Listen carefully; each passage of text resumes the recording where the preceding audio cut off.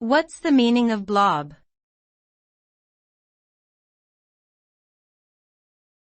Blob.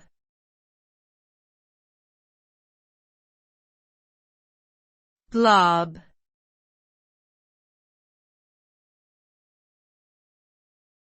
Blob.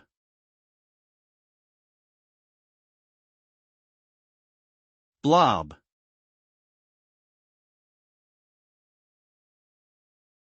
In computer science, a blob, binary large object, is a term used to describe a large amount of binary data stored in a database or other storage medium. The term is often used in the context of databases and refers to fields that can hold large amounts of information, such as images, audio files, or video clips. Blobs are generally treated as opaque data, meaning that the database does not attempt to interpret the contents of the data. Instead, it simply stores and retrieves the blob as a binary object. Blobs are used for a variety of purposes, including multimedia storage, backups, and archiving.